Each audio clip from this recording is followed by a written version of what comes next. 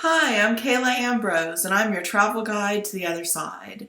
Some of you know me as an award-winning author of books including The Awakened Aura, like this one today that I'll be talking about, as well as 9 Life-Altering Lessons, Secrets of the Mystery Schools Unveiled, Spirits of New Orleans, and even Ghost Hunting North Carolina.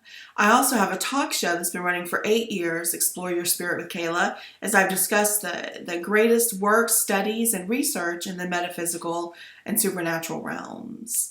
I'm a wisdom teacher, what's called an esoteric mystery school wisdom teacher. And this is my love. This is what I love to do.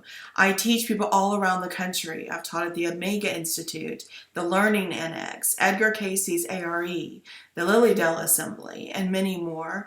And I have my own school, the Academy of Mystical Arts and Spiritual Sciences, where students study with me from all over the world.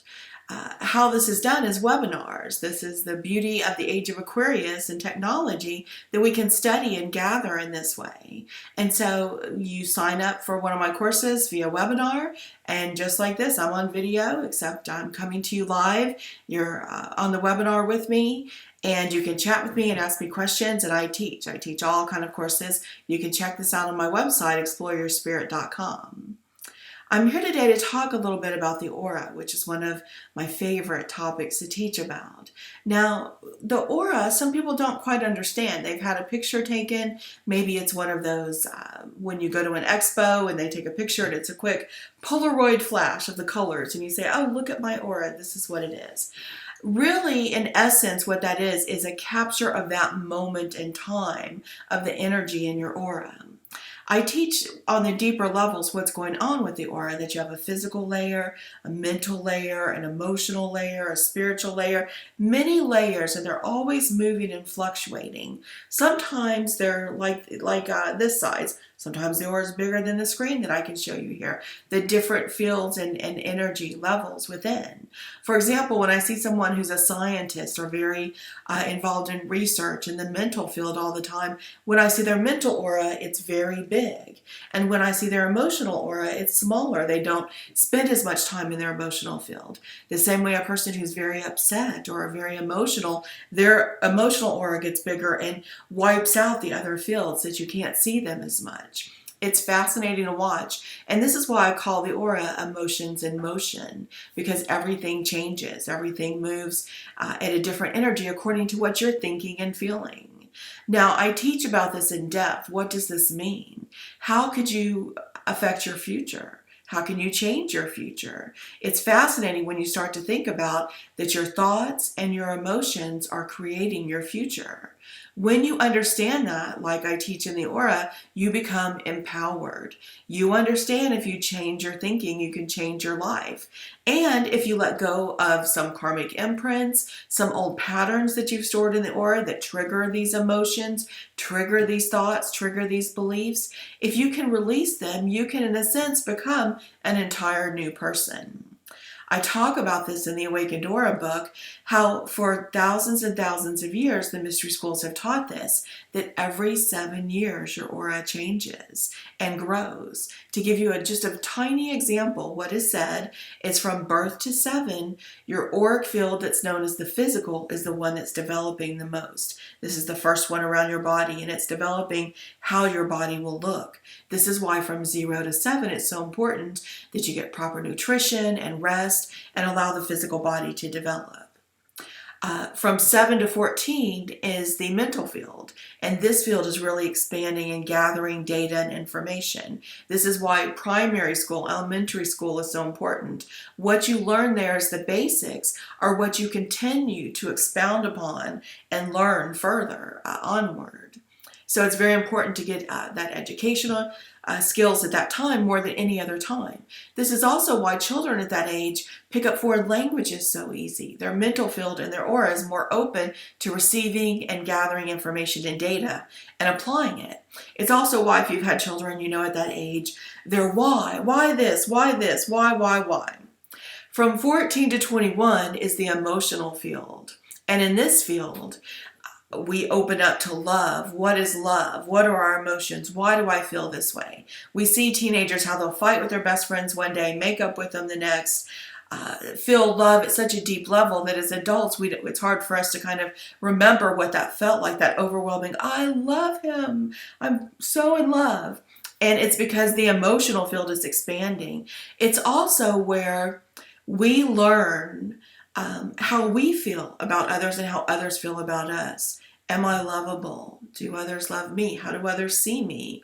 We look at our parents' relationships. We try to understand love, relationships, our sexuality, marriage. What does all of it mean? It's very important when we go back as adults, if we can look back at our emotional aura and see what data that we stored and gathered at that time, if any of it was painful or is hindering us in some way, we can work to release this information from the aura, release these old patterns, and create a new book of truths for us, a new book of patterns that we put in the emotional aura where we begin to see love in a different way and therefore can have more successful relationships. I could teach for hours just on that alone, how to change your relationships through what's in your aura. From 21 to 28, we start to expand outward into really building the spiritual aura. Now, when we build that spiritual aura in our 20s, we're defining the questions, who are you and why are you here? And so we begin this path in our 20s, which I call the tumultuous 20s, as we try to figure out who we are, what's important to us, what we stand for, not what we were told we should believe by school, society, culture, our parents, our friends, but we start to define what's important to us and what matters. So when we do that, it expands our spiritual aura. Then we continue on in 7-year cycles, 28, 35, 42 to 49. And 49 is the 7-year culmination cycle of 7 times 7, where we go into our wise years, what's known as wise woman, wise men. And we start to take the culmination of everything we've absorbed and learned in all these auric fields for all these years, put them together and decide how we're going to go into our master years as we learn to master and pull all this together. And we make some very subconscious and conscious decisions. Again, I could spend hours on that topic too, of how to grow into your wise woman or wise men years, mastering this energy. And in short, I love to talk about the aura. I talk about all these layers, but I want to give you a quick tip how to help right now with your aura.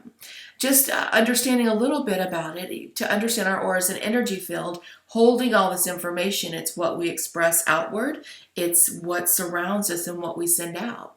It's important to understand that we can build this energy and we can use it as a more powerful energy field to send out what we want, what we desire, what we wish for, and a protective field. If you're sensitive, if you're what's known as an empath, if you're someone who sometimes gets worn out feeling the energy of others, learning how to protect and expand your auric field can give you a buffer where you don't pick up on the emotional energy and intensity of others.